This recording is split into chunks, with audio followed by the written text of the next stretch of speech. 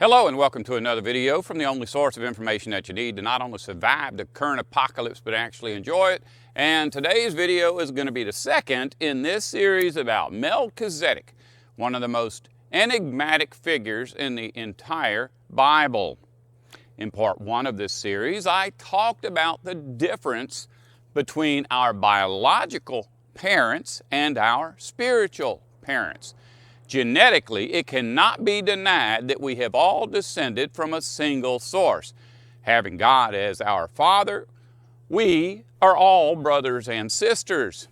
If we're able to recognize this fact, then it could be said that God is our biological Father as well as our spiritual Father. But early on, Eve made the decision to be obedient to Satan, who was not her biological father. And to this day, as the Bible clearly states, Satan sits as the recognized ruler of civilization. Many scriptures, such as 1 John chapter 5 and verse 19, and 2 Corinthians chapter 4 and verse 4, confirm this. The command to honor our father and mother will always lead back to the Creator. Any hierarchical system other than the family will always lead back to Satan. There are still those that look to God as their Father and struggle against the system in an attempt to do His will. But for the most part, when given the choice, most will reject God's natural law and fight to the death in defense of the unnatural laws of civilization's feuding families. Genesis chapter 3 describes a conversation between Eve and Satan as if Eve was actually speaking with a fleshly being. In the conversation, Satan offered Eve the opportunity to be like a god. Later, at Matthew chapter 4, Jesus seemingly spoke directly to Satan as well. In the account, Satan offered Jesus rulership over all of the kingdoms of the earth. The offer that Satan made to Eve was not much different than the offer that he made to Jesus. Unlike Jesus, few of us will ever be offered the opportunity to rule the world. But each and every one of us, in some way, on a daily basis, is being given the opportunity to support and defend the world. To those of us who patiently await the establishment of God's kingdom under the rulership of Jesus Christ, none of the promises being made by the world's governments mean a thing. Unlike Eve, who had to make her decision without ever having experienced the bad effects of human self-rule, we have a nearly 6,000-year recorded history of all of the pain and suffering brought about by mankind's pathetic attempts at being like God. It is not possible for us to say with certainty how Satan continues to rule over his civilization, whether in the flesh or in the spirit. But we do know that fleshly men and women currently hold the positions that Eve accepted and Jesus rejected. There can be no doubt that all of the kings, presidents, prime ministers, and other such political rulers are still receiving direction from the one that has been in control from the day that Eve was deceived into breaking God's law. As 1 Timothy chapter 2 and verse 14 highlights, once Satan had deceived Eve, she became a sinner. By willingly supporting those who have been placed in powerful positions by Satan, the vast majority of mankind has by default rejected God and Jesus Christ. All of the nation's political leaders stand in direct opposition to God and His anointed king. Like Eve, each and every defender of the empire has been deceived. Millions willingly send their children off to murder the children of their neighbors in carnal warfare. We are taught from infancy to believe that the wars that the nations engage in are individual events. But to anyone with an open mind and the ability to see past the empire's propaganda, it is obvious that our world has been engaged in a single uninterrupted war over world domination for the entire history of mankind. Those in our day who, like Eve, have been seduced by Satan's offer must now compete with millions of others who have been similarly seduced. Understanding Melchizedek's role in the Bible is going to be key to understanding one of the most important aspects of God's promises to one day rescue mankind and restore our earth to the original pristine paradise that it once was. By the time this series concludes, each and every person that hears this information will have to deal with some very serious issues regarding their faith. One of the biggest obstacles that we face in trying to determine who Melchizedek is and what he represents is our exposure to Satan's propaganda system. All civilizations throughout all of human history have been under the control of Satan. The three primary systems that have defined each and every civilized culture from the beginning of time all the way to our day have been the governmental system, economic system, and religious system, a large part of which is represented by traditional religions, but which also includes such things as the religions of science and the networks. None of the three could exist without the other two. Any human being who stopped for a minute to think about things would instantly recognize that both the governmental system and the economic system are wicked, unfair, and brutal. Since it goes against human nature to participate in anything that is evil, Satan had to establish a system dedicated to convincing man that evil is good and good is evil. Isaiah chapter 5 and verse 20 highlights the importance of this concept. Woe to those who call evil good and good evil, who put darkness for light and light for darkness, who put bitter for sweet and sweet for bitter. Many people believe that religion is nothing more than a system of pointless rituals designed to appease the gods. But religion's true purpose is much more insidious than just a means of wasting people's time and resources. The primary purpose of all religions is to conceal basic truth from humanity.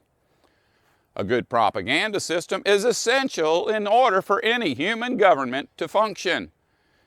Before human beings will allow others to rule over them, they, like Eve, must first be convinced that in fact they are ruling over themselves. Just as Satan was able to convince Eve that her life would be better if only she would free herself from the oppressive rulership of God, fleshly human rulers in our day are still doing the same thing, constantly manipulating their enslaved subjects into believing that they are free when in fact nothing could be further from the truth.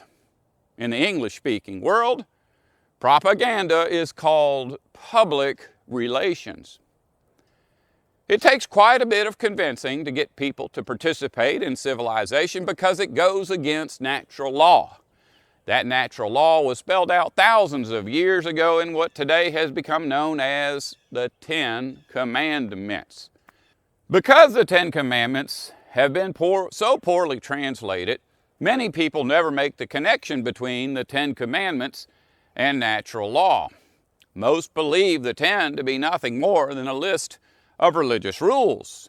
The commandment to honor our father and mother, as recorded in the original language of ancient Hebrew, would have been understood by those who lived in that ancient culture as a commandment to recognize the only human hierarchy ever approved by God: the family. In our day, the world is not ruled by our family heads, most of whom have been dead for hundreds and in many cases thousands of years, but by a small, ruthless group of very wicked people. According to civilization's laws, presidents, kings, prime ministers, and other powerful men and women outrank fathers and mothers. an absolutely horrific perversion of natural law, a direct rebellion against God's 10 commandments. The commandment, "Thou shalt not steal," word for word, in ancient Hebrew would be, "Do not carry away." Many people who are familiar with the English version of this commandment would understand that it is wrong to rob a bank, but for the most part do not see transporting sales goods across vast oceans as any kind of sin whatsoever. Obviously, as originally worded, "Thou shalt not carry away" would identify civilization's entire economic system as yet another horrific perversion of natural law, another direct rebellion against God's 10 commandments. Religion itself is the single most horrific perversion of all. As found at Exodus chapter 20 and verses 2 and 3, the very first commandment states, "I am the Lord thy God. You shall have no God before me." As translated, this verse quite accurately represents the original thought. The only problem being the poor translation of the other commandments. If we are only familiar with the modern language versions of the other 9, the first commandment, "to have no other gods," would sound to us like a commandment to have no God other than the God of civilization, the God of religion, the God of the English translation of the 10 commandments. All religions earthwide support the concept of autonomy, human self-rule, along with the governmental and economic systems necessary to give credence to the fiction of self-rule. That being the case, it is reasonable to conclude that all of religions earthwide serve civilization and their God. In the Bible, the God of civilization is called the devil, which means false accuser or slanderer. He is also called Satan, which means adversary or enemy. Many people falsely believe that the Bible is a rule book for how to achieve some kind of heavenly reward. But for anyone who would simply pick up a Bible and read it for themselves without any preconceived notions, it is more than obvious that this is not true at all. Far from being any kind of rule book, the Bible is simply a written account of the war between creation and civilization, which could also be thought of as the war between God's kingdom and Satan's empire. Anyone putting their faith in civilization's governmental systems, economic systems, or religious systems would be breaking the most important of God's laws. By default, anyone doing the will of Satan would be fulfilling all of the requirements associated with Satan worship. In effect, breaking God's commandment to have no other gods. Commandment number 1. What most would consider to be the single most important of all of God's natural laws. The very first event to take place associated with this war occurred in chapter 3 of Genesis. After promising the first woman that she could be like a god, Eve entered into what is called a covenant, a two-way, legally binding agreement with Satan.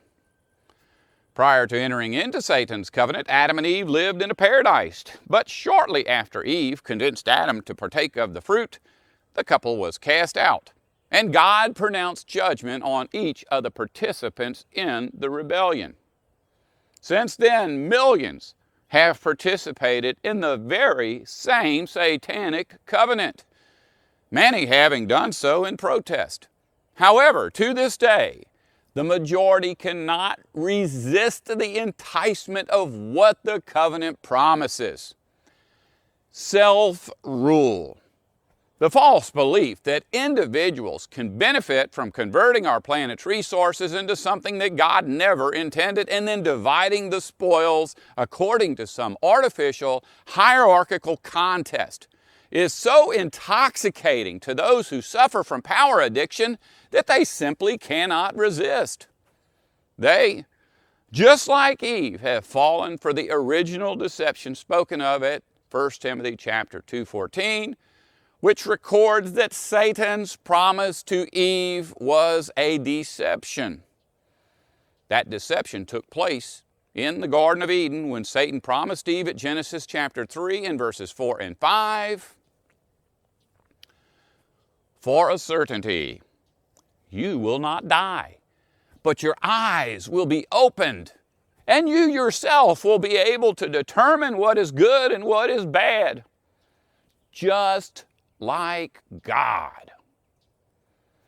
When God pronounced sentence on Satan, Adam, and Eve, the predictions that he made eventually became the world that we find ourselves in today. The war between creation and civilization had begun. As described at Genesis chapter 3 and verse 15, "There will be animosity between you and the woman, and between your offspring and her offspring.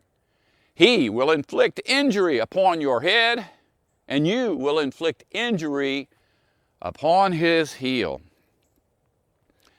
As dismal as our situation may seem, the account of the fall of mankind is not the only story told within the pages of the Bible.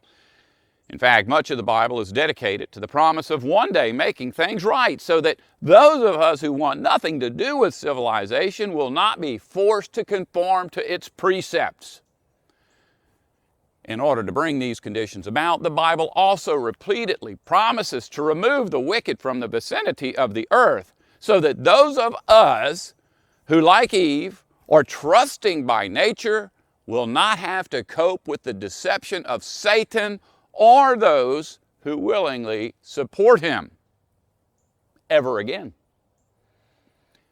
In the creation account recorded at the very beginning of the Bible, we are told that when God completed his work, he looked and recognized that everything was very good. This information can be found in Genesis chapter 1 and verse 31. At the very end of the Bible, a direct reference to this verse is made at Revelation 21:5, which says, "Look, everything is very good again." In other words, God was pleased with the way things were at mankind's creation, and at some point in the future, God will be equally pleased. Even though mankind in general has been tricked into supporting Satan's civilization, the Bible repeatedly promises that God will one day rescue mankind and deliver us back into a paradise, just like the one that our ancestors were cast out of, just like the one Jesus spoke of at Luke chapter 23 and verse 43 to the man executed alongside of him. A paradise where natural law will once again be recognized as the only legitimate law. The earth will be completely restored. The trees of life will be restored, bringing about an end to the demonic practice of agriculture. The waters of life will be restored. Even the dead shall be restored as promised at verses such as Acts chapter 24 and verse 15. At that time, all living things will once again be obedient to natural law. There will be no more political system, economic system, or religious system. The unnatural hierarchy that currently oppresses mankind will be done away with forever. Satan's democracies will be replaced by families. Please take a moment to think about what I just said. Our ability to understand just what is required in order to restore our earth will be essential if we want to understand the role that Melchizedek played in the Bible narrative. Each and every one of the 10 Commandments is absolutely essential to the restoration of paradise. Most people understand that paradise could never be restored if people were to continue breaking Commandment number 6, which says that we are not to kill. But those same people are not able to understand the significance of Commandment number 5, which is the commandment to honor our parents. Ephesians chapter 6, verses 1 through 3, which is part of the New Testament, highlights the significance of obedience to the fifth commandment when it says, "Children, be obedient to your parents in the Lord, for this is right. The first commandment with a promise is to honor your parents so that it may go well with you and your life on earth may be extended indefinitely." This is a direct reference to Deuteronomy chapter 5 and verse 16, which is in the Old Testament. Both of the words used at these verses, Timeo, Strong's G, 5091, and kabod, Strong's H, 3513, translate properly as have deep respect. These words are used to describe how we should feel about many people that are not our parents. John chapter 5 and verse 23 says, "All men should honor the Son, even as they honor the Father. He that honor not the Son, honor not the Father, which hath sent him." But it isn't just our God, our Savior, and our parents that we should honor. At 1 Timothy chapter 5 and verse 3, we are even told to honor widows. But the honor that we are commanded to have for our parents is unique. This is emphasized at the beginning of the passage. "Children, be obedient to your parents." As translated, it would seem that this verse is specifically intended for young children, but the original Greek word used here is teknon, Strong's G 5043, which can mean anyone under the authority of another. The word is used throughout the New Testament to mean the citizens of a nation, or the members of a tribe, and very obviously, primarily the adult citizens of a nation and adult members of a tribe. The word that is translated as "be obedient" is hypokoete, Strong's G 5219, which is used throughout the Bible in describing the obedience that we would give to a king, or the obedience that natural forces such as wind and waves give to God. Matthew chapter 8 and verse 27 uses the word obedient this way. "The men marveled, saying, What manner of man is this? Even the winds and the sea are obedient to him." If we stop and think about it, replacing Satan's artificial hierarchical civilization with God's natural hierarchy of the family would be every bit as important as any of the other 9 commandments. Over the course of this series, you will be shown just how important this commandment is, in ways that I promise you will be absolutely shocking. What you are about to discover is going to be unlike anything ever presented by any of civilization's religions. We live in a world of lies. Throughout history, those speaking truth have always been harshly punished. In the Bible, those who speak truth are called prophets. Truth is always in opposition to civilization's propaganda. Without propaganda, no civilization could remain in existence. That is why, other than myself, no one alive today understands the role played by Melchizedek. But very soon, that will change forever. Satan realizes that if people were to be allowed to understand the sacred truths contained within the pages of the Bible, his entire system of deception would be compromised. Satan's goal is not to rule over only the wicked. From the very beginning, Satan has craved the devotion of everyone alive. Hopefully, you will be one of the privileged few who will take in this information in its entirety, recognize it for what it is, and understand completely the role played by Melchizedek. I promise you that you will not be disappointed once you finally realize that our Father is revealing sacred truths to us that the churches have been struggling to keep hidden for thousands of years. If we truly wish to observe the first commandment of only being obedient to the true God, then we must be willing to obey each and every one of the other commandments. Unlike Eve, who was tricked into craving self-rule, we must be willing to reject that desire and recognize the superiority of following our instincts, God's natural law, the 10 Commandments. God established family heads as His chosen rulers. Any form of hierarchical system outside of this arrangement would go against God's natural law. Only by tracing our ancestry biologically can we be part of God's family tree.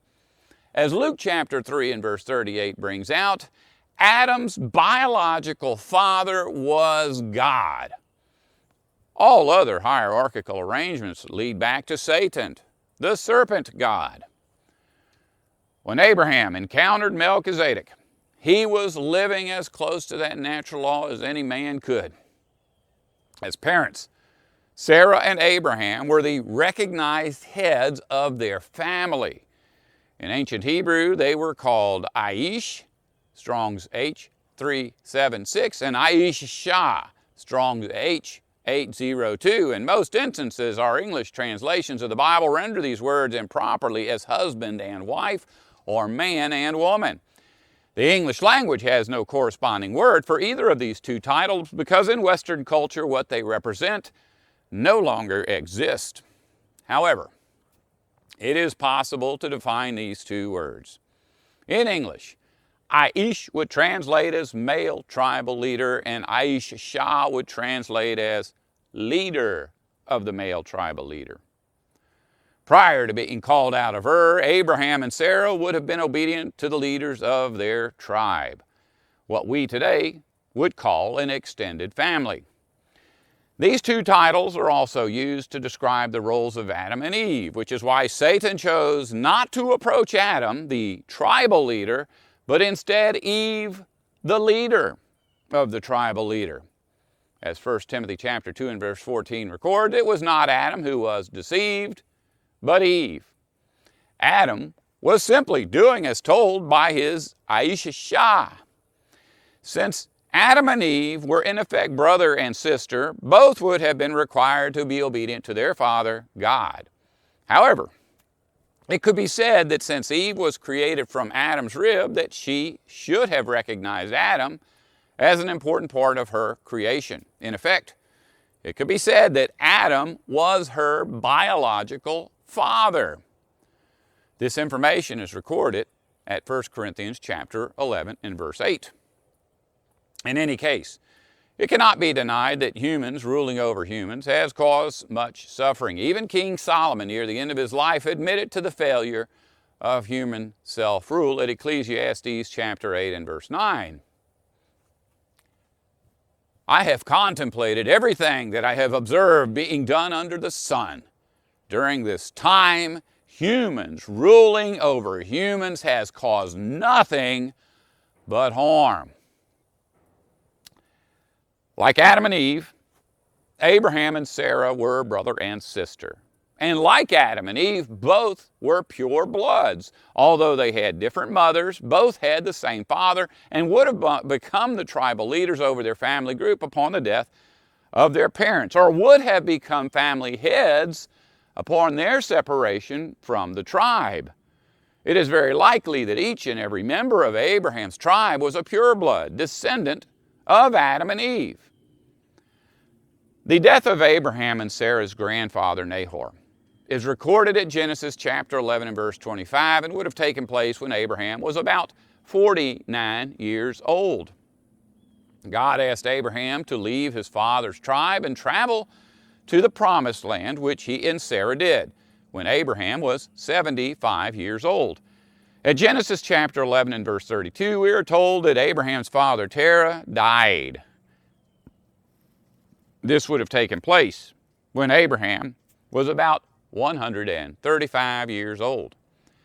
Abraham's social status within his tribe may not seem very significant to those of us living in this so-called modern age. But as you're about to find out, what he represented would eventually lead to the salvation of all mankind, and within his lifetime would become part of one of the most significant events in all of human history, culminating in the meeting between himself and Melchizedek. The area of the earth where Abraham's tribe resided was known as the land of Canaan. This land was named after one of the first children born after the flood. Canaan's mother was the Aisha Shah, or female tribal leader of Ham, who was one of Noah's sons. According to natural law, Canaan would have automatically been a member of Ham's tribe, but something happened that would make Canaan's position, according to tribal law, unique. The Bible records at Genesis chapter 9 and verses 18 through 29 that while Noah was drunk, he engaged in some sexual activity. Although we are not told the exact details, we do know that Ham's wife at some point gave birth to a son named Canaan. The churches always present this story in such a way as to make it seem as if Canaan was already an adult man when this event took place. But as originally recorded, it is more than obvious that Canaan had not yet been born when Noah sinned. Noah removed Canaan from the family of Ham and placed him within the tribe of his second-born son, Shem. The only reasonable explanation for Noah's decision would be that even though Canaan was born into the house of Ham, Noah was Canaan's actual father. It may sound as if this is just conjecture on my part, but at Genesis chapter 9 and verse 24, most English translations of the Bible say, "When Noah awoke from his wine and knew what his youngest son had done, he cursed Canaan." If we are to assume that this verse is translated correctly, then we're going to have to be willing to accept that Noah was either very confused or a very unjust man at the time. According to Genesis chapter 10 and verse 21, his youngest son supposedly was Japheth, who according to the account had absolutely nothing whatsoever to do with any badness that took place. His only involvement in the incident was to help Shem to place a blanket over his father. Fortunately for us, many ancient manuscripts of the book of Genesis in the Hebrew language still exist. And when we compare our modern English translations to those ancient texts, it quickly becomes apparent that the ancient version of this account is nothing like our modern language versions. Several of the original words used are not even remotely related to the words traditionally chosen by the Empire's translation committees. When properly rendered into English, Genesis chapter 9 and verses 24 and 25 says, "When Noah sobered up from his wine and sex, he understood that he had made his youngest son Canaan."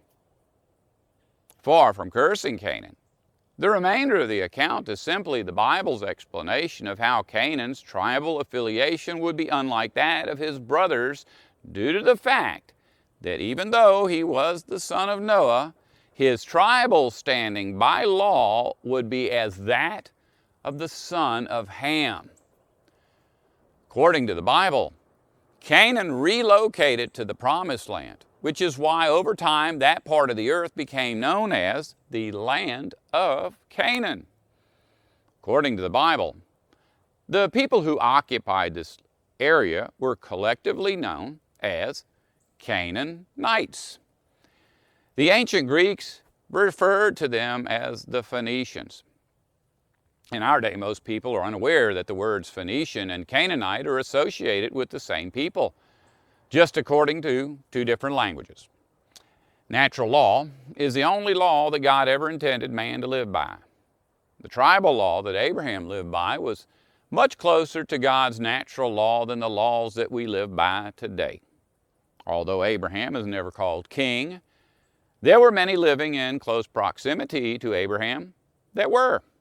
And on several occasions, Abraham interacted with those kings.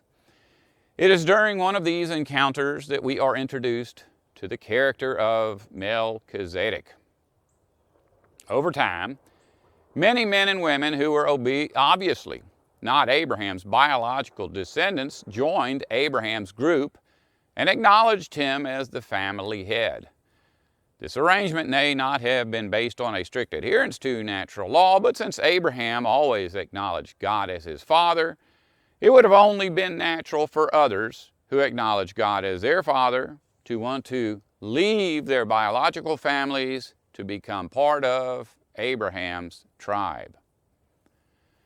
The timing of events in Abraham's life that I am about to share with you are not like anything that you will ever hear from any of the empire's religions. At Genesis chapter 11 and verse 26, the Bible says that at 70 years of age, Terah begat Abraham, Nahor, and Haran. This verse does not specify which child was born first or how much time passed between the births of each child. There are other verses like this, recorded about other important Bible characters, and in each case, all of the children mentioned are born in quick succession, one after the other, likely within a year of one another. But in this particular instance, every so-called Christian and Jewish religion claims that Nahor was born first and Abraham was born 60 years later. Misrepresenting Abraham's birth by so many years makes deciphering most of Genesis nearly impossible. When Abraham was about 58 years old, one of the most important events in all of human history took place. But according to most of the empire's religions, by the time Abraham was born, this event had already uneventfully come and gone years earlier. Understanding the significance of this earth-shattering event is vital if we ever hope to get a true grasp of just what the Bible is all about. Satan's mandate to the churches to keep mankind in spiritual darkness necessitates that the timing of events following the flood be kept hidden from mankind. In the beginning, there would have been no problem with being obedient to God's law. Mankind lived in a paradise with everything needed in order to survive. At the time, God would have been the family head of Adam and Eve's family. But it's obvious that conditions would have deteriorated rapidly after they were expelled from the Garden of Eden. The Bible doesn't actually record much about what life was like prior to the flood, but one thing that would have been easy to recognize would have been who to honor according to God's natural law. All genealogies would have led back directly to God. The Bible doesn't reveal when Eve died, but it does record the death of Adam. It doesn't record any of the details about the cause of his death or how his global family reacted, but it does record that he was 930 years old at the time. With Adam and Eve dead, there would have been a noticeable gap in the family line leading back to God.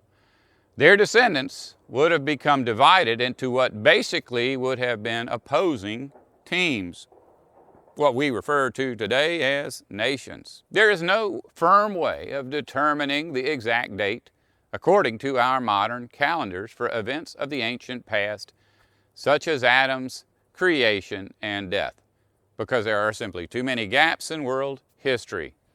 I feel that there are enough historic characters mentioned in the Bible to get pretty close, possibly within 100 years. But for our discussion today, it would be best if we use something called the Anno Mundi calendar. Our current calendar is called the Anno Domini calendar, which is Latin for Year of the Lord. Prior to the birth of Jesus, there was the Anno Mundi calendar, which is Latin for Year of the World. Between the Anno Mundi calendar and the development of the Anno Domini calendar was a period of many hundreds of years when no recognized calendar existed. The Anno Domini calendar is based on the dating of the birth of Jesus. The Anno Mundi calendar is based on the dating of the creation of Adam.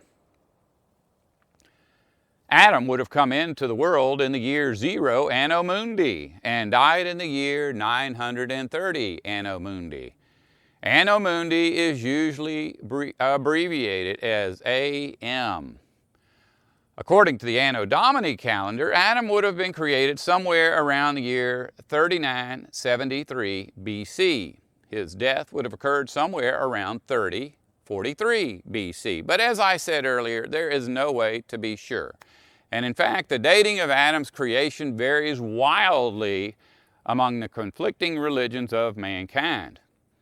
Within the Christian faith, Adam's creation is usually believed to have taken place somewhere between 4000 BC and 10,000 BC, and even though this allows for a 6,000-year period of uncertainty, the difference is nearly insignificant when compared to the differences that have been expressed over the years by the conflicting sects of the religion of science, which dates the appearance of mankind somewhere between 500,000 BC and 3.5 million BC, a period of uncertainty of about 3 million years. Since about 3,973 years of human history passed before the year 0 of the Anno Domini calendar, we would have to date all events from the Old Testament as before Christ, which would require us to count backwards.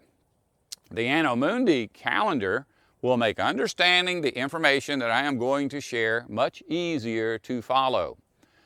All of Genesis chapter 14 is about a great war that took place within the area known as the Promised Land. This war would have easily qualified as a world war since such a large percentage of the Earth's population at that time was involved. Many kings who participated in the war are mentioned by name. We are told at verses 1 and 2, in the days of Amraphel, king of Shinar, Arioch, king of Elasar, Kelor Laomer, king of Elam, and Tidal, king of Goyim.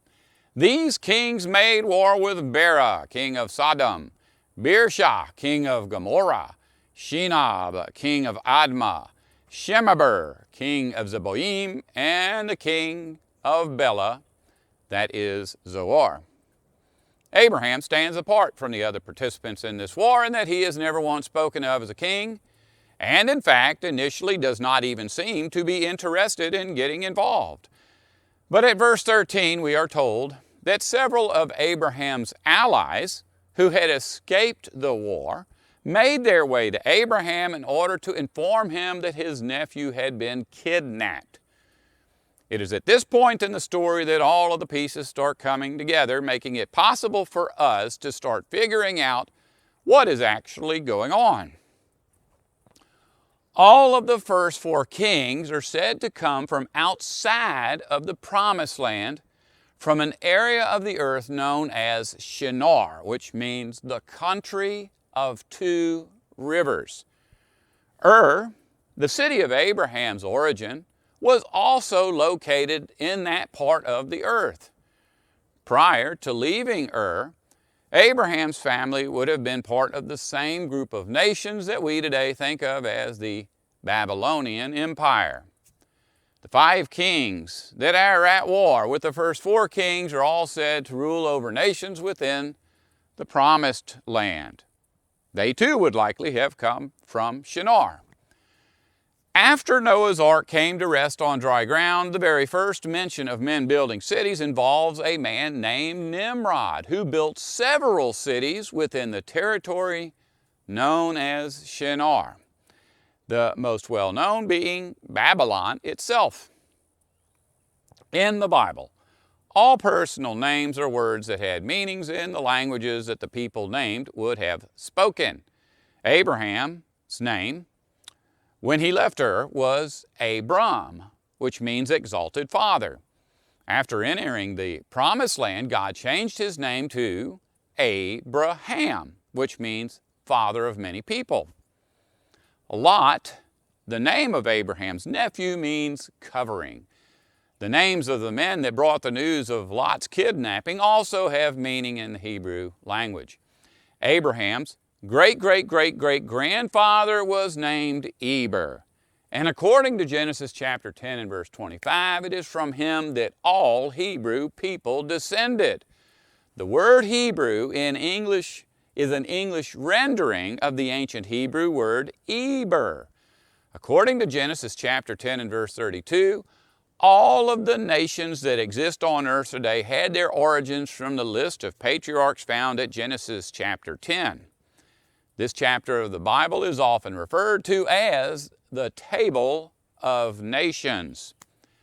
That being the case, we can assume that the two men that told Abraham about his nephew being kidnapped were also descendants of Eber, because their names are in the Hebrew language, just like Abram's name. Eber, as he is called in most English translations of the Bible, was himself a descendant of Shem. Eber's lineage is recorded at Genesis chapter 11, verses 10 through 14. Genesis chapter 14 and verse 13 calls these men Abraham's confederates or allies. But the original Hebrew words used in this verse are Baal and Berith. Baal means dominant God or God by agreement, and Berith means covenant or two-way legal agreement. These Hebrew-speaking men were in a covenant relationship with Abraham by default because they were all in a covenant with the same God. They were not really confederates or allies. They were simply members of Abraham's extended family. What in our modern day would be called a tribe or nation. They were all descendants of Eber. The four kings attacking the promised land from Shinar, and its outlying provinces all have names as well, but their names are all of uncertain origin. It is obvious that they are not Hebrew. Coming from the land of Shinar, we would expect that their names would be according to the Chaldean language, what some reference works call Aramaic, or what we might refer to as Babylonian. But that isn't the case either. These kings coming from Shinar are not speaking any language associated with Shinar. This fact is key to understanding just why this war is being fought, as well as the timing of this war.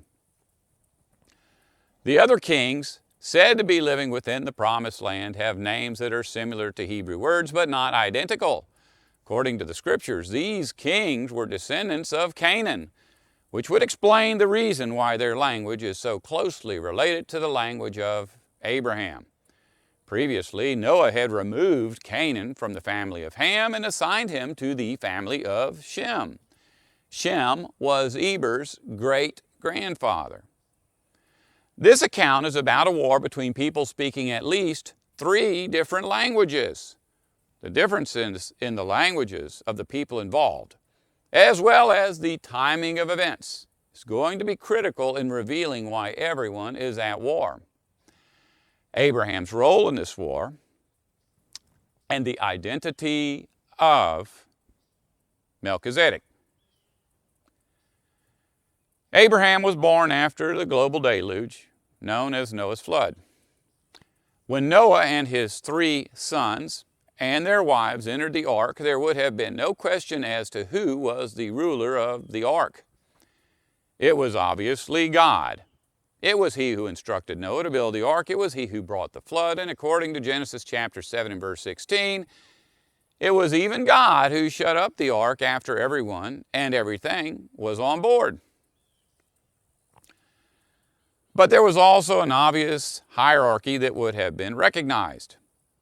Everyone on the ark was part of a family. And Noah was very obviously the head of the family according to natural law. When Abraham was born, his father was Terah. Abraham lived within the tribe of his father all the way up to the day when he left his father's house in order to travel to the promised land. Genesis chapter 12 and verse 1 records that it was God who commanded Abraham to leave his father's house. Abraham's grandfather Nahor was also still living, and it is recorded in the Bible that Nahor, Terah, and Abraham all dwelt together, making Nahor the actual family head, if in fact there were no older family members within Abraham's tribe. Even if no older family members were dwelling within Nahor's house, natural law would dictate that Nahor have honor for his elders. After Noah's family departed the ark and separated into families, Noah would still have been the recognized family head of everyone alive on the earth. Genesis chapter 5 is a part of the Bible that, along with chapter 11, is a list of all of Abraham's ancestors, along with the timing necessary to determine when they were born and when they died. It is this list of Abraham's ancestors that will allow us to determine what was happening when he entered the Promised Land. I have broken down this information into an easy-to-follow chart, including all of the verses necessary for anyone interested in looking up the information for themselves. Every so-called Bible-based religion that I am aware of agrees with my interpretation of the timing events all the way up to Abraham's birth, with the exception of a 2-year disagreement at the birth of Shem, which is easy enough to straighten out by carefully reading the Bible account about the dates associated with Noah, Shem, the flood, and the birth of Shem's son, Arphaxad.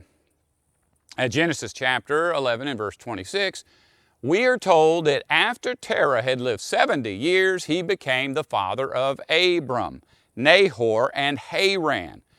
As I said earlier, but the verse does not say which was born first or how much time passed between their births. What I am about to tell you is pure Bible truth. But according to the cults of Judaism and Christianity, what I am about to tell you is utter heresy. But there are verses that expose the teachings of the churches as outright lies, even if we choose to ignore the vague chronology of Genesis chapter 11 and verse 26. At Genesis chapter 17, verses 15 through 17, God informed Abraham that he was going to have a son. Abraham's reaction was to fall down on his face, laughing and saying to himself, "Can a child be born to a 100-year-old man?" Obviously, such a thing would be extremely unusual in our day. But what about in Abraham's day? According to the Bible, people did live much longer in the ancient past, but we really don't have any direct scriptural reference to how late in life a man could expect to continue producing offspring. But there are many references to the age of many men when they beget children. Prior to the flood, Methuselah is reported to have had a son named Lamech when he was 187 years old. This is the oldest recorded age of any man to reproduce offspring. And the Bible says that Methuselah lived for a total of 969 years, during which time he had other sons and daughters. This information can be found at Genesis chapter 5 and verses 25 and 26. But it is common Bible knowledge that people born after the flood lived much shorter lives than those who lived prior to the flood. So the age at which a man could expect to continue reproducing offspring would obviously have dropped off as well. Other than Abraham himself, after the flood, the oldest recorded age of any man in the entire text of the Bible, having offspring, would be that of Abraham's father, Terah, at 70 years old. The varying sects of Judaism and Christianity all teach that Abraham was not born in 1948, but in 2008 AM, Anno Mundi, 60 years later. According to civilization's religions, Terah would have had to have been 130 years old when Abraham was born. If Abraham's own father would have had a son at 130, as is taught by the churches, there is no way that Abraham would have laughed at the thought of a man having a son at a mere 100 years of age. Scripturally, there's no way around the fact that Abraham could not have been born when his father was 130 years old. Abraham was very obviously born in 1948 AM. Melchizedek in the Old Testament is not so much a name as it is a title. In fact, Melchizedek isn't even a word in the Hebrew language, but in fact 2 words. Melech, Strong's H4428, meaning king, and Zedek, Strong's H6663, meaning rightful. According to the religions of the empire, Melchizedek means king of righteousness, whatever that is. But according to the Hebrew language, Melchizedek means rightful king, or my rightful king. This can be confirmed by comparing this verse to the Greek text of Hebrews chapter 7 and verse 2, which calls Melchizedek Basileus, Strong's G935, Dikaiosin, Strong's G1343, which once again means rightful king, only this time in the Greek language. According to Strong's exhaustive concordance, Dikaiosin means the state of him who is as he ought to be, rightful, as in rightful king, the one who is king because he ought to be king. The reason that the churches try to confuse us about the date of Abraham's birth has to do with determining who the oldest living ancestor of Abraham would have been during his sojourn in the Promised Land. By lying about the date of Abraham's birth, the churches are able to put things just enough out of sync to conceal the basic overall theme of the Bible, which of course, once again, is the war between God's kingdom and Satan's empire. I already said that Abraham's father and grandfather were still alive when he was born. But more amazing than that, the father of all Hebrews, Eber, was still alive. When Abraham was born, Eber would have been 225 years old. In fact, all of Abraham's ancestors would have still been alive all the way back to his great-great-great-great-great-great-great-grandfather. Abraham's oldest living ancestor would have been 892 years old at the time of Abraham's birth. And very obviously, the only man that could have been deserving of the honor and obedience due, according to God's natural law, to honor your father and mother. Abraham's great-great-great-great-great-great-great-great-grandfather was Noah. Understanding that the churches have been intentionally lying for thousands of years about the timing of Abraham's birth, when he entered the Promised Land and when he died, might not have seemed like a big deal initially. But once you realize that Abraham and Noah lived at the same time, you should be able to come to the conclusion on your own that this information is not as trivial as one might think. The actual date of Abraham's birth would have put him right in the middle of one of the greatest power struggles in all of human history. Abraham was born in a world where no human had ever died, and yet in the course of his life he found himself thrust into the middle of a world war. A war that would obviously have caused the deaths of thousands. That war would involve many significant Bible events that the churches do not want you to associate with one another.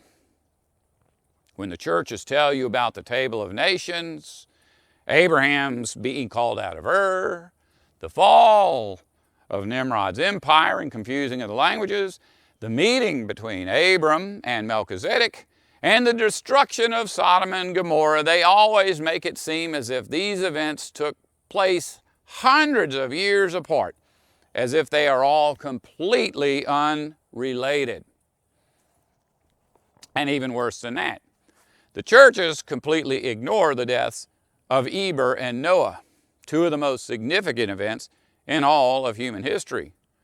No one can understand all of the events that took place at that time if they don't understand how they relate to the deaths of these two historic figures.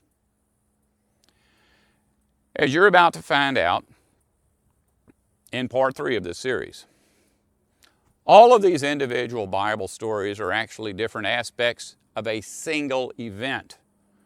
The true story of what happened at the meeting between Abram and Melchizedek is about to be revealed to mankind for the first time in many thousands of years. If you don't want to survive, don't listen to me.